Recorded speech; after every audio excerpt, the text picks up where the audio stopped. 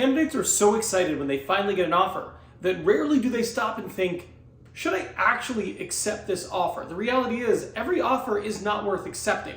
In today's video, I'm going to give you 9 signs that you probably should not accept the offer you were just given. Let's go. Now, first and foremost, I have been in recruitment for 15 years and I have delivered thousands and thousands and thousands of offers. Some are great, some not so great. And you as a candidate need to determine if the offer in front of you is a great offer and is it worth accepting. Now, the first thing I want you to consider, does the person you would be reporting to elevate you? It's a simple question, but I want you to think about it a little bit, because the reality is working for a great manager at a bad company is better than working for a terrible manager at a good company.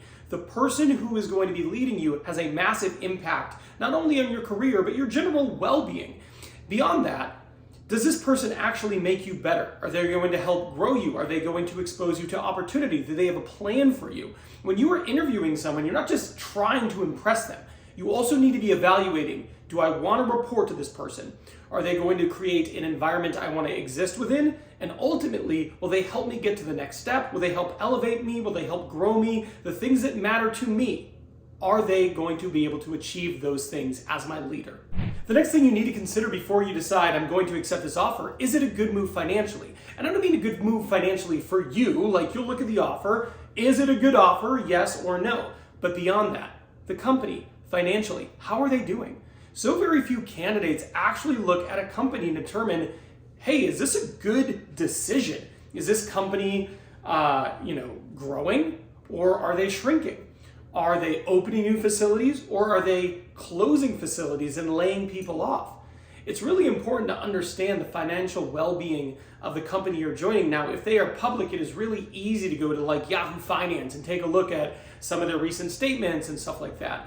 But if they're like private, it could be a little bit more complicated. But you have to do research. One of the things you could do is go to Google, type in their name, go to news articles, read a little bit about the company, how they're doing. It's really important to understand, is this going to be a smart move based on the financial future viability of the company? Now, every move you make in your career, you should be doing one of 2 things. You should be earning, so making a lot of money, so making a move where you're making more money than you were before, or you should be learning. You really need to ask yourself, in this new role, am I going to be earning or learning, or both? If it's neither, you should not accept that job. Unless you absolutely need a job, of course. But if you are in a role right now, and you're leaving to go to a new role, it should either be an earning opportunity, you're going to be making more money, it is a good financial move for you, or learning. This is going to help elevate you in your career moving forward. This move is going to fast track you to future development opportunities because of the learning that is going to take place. Ideally, both of these things would be taking place. Speaking of earning, one of the most important things you can do for your career is get a great offer, because that offer compounds year over year. The difference between making an extra $10,000 in an offer will impact you the rest of your career. Not only will you earn more in that current job, but every subsequent offer you get will be better because you did that. And if you truly want to become highly paid and get a great offer in your next interview process, I want you to go down to the description box. In there, you will find the link to my full salary negotiation guide. For less than $10, you can make more than $10,000 additional dollars on your next offer.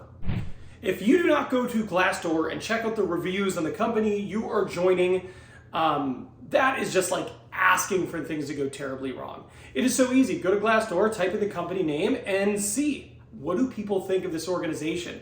Is it mostly positive? Is it negative? You can go to Google reviews.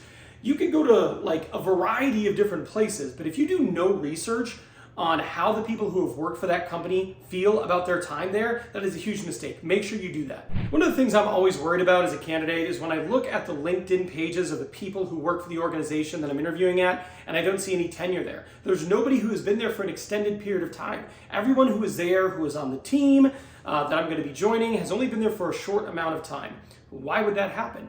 Well, it happens in places where there's high turnover, and high turnover is typically a symptom of a bad environment. If you go work for a place and nobody has been there for an extended period of time, it probably means it's terrible there. You should never accept an offer if your gut feeling is that you should not accept it. At the end of the day, you internalize a lot of things, and sometimes you can't find a rationale for it, but you have a feeling like this is a bad move for me, I would say listen to that. In my career, every time I have not listened to my gut on it, I have regretted it. There's times where I've accepted an offer where I'm like, it's more money, but I don't know how I feel about it, and I accepted it. Turned out to be a terrible idea. Times where I said, you know what? I feel like I could get a better offer, but I have a good feeling about this organization, and I took it. I felt great about it. Make sure you listen to your gut. I love going to on-site interviews because when you go to an on-site interview, you get to walk through the facility and you get to see some of the people you're going to be working with. You get to see the receptionist, you get to see the people at the cubicles, you get to see the people in the lunchroom.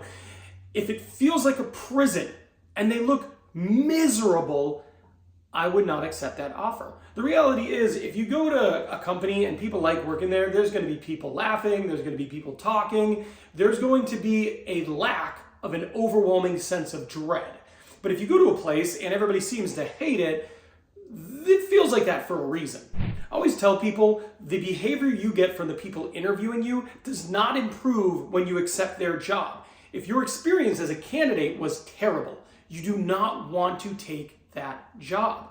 If they treated you kind of crappy in the interview process, when you join the company, they're not going to be better people, they're not going to be nicer people, they're not going to be more welcoming people, and you're not going to have a better overall experience. If you had a bad experience as a candidate, I can almost guarantee you will have a bad experience as an employee. If they lowball you on the offer, you get to the offer stage, you were very clear with what you needed, and they come in well below that, I don't care about any of the other extenuating circumstances. I would not accept that job. Set your bar of what you are worth, what you are willing to accept. And if they fall below that, I would not accept that job offer. If you are clear about that, then they know. And to me, when you have companies who consistently lowball candidates, they're not good places to work. That is a symptom of a bad place to work. That is a type of behavior that a bad place to work would demonstrate to candidates who they want to bring on. So if you get to the end and they're lowballing you, do not accept that offer. Another thing that's really important is you need to look out for certain phrases. There are certain things where if a hiring manager says it, I just would not work there. In fact, I made a whole video about it. These are things where if the hiring manager says these things, you gotta run. So I'm done here, but I'll see you over there.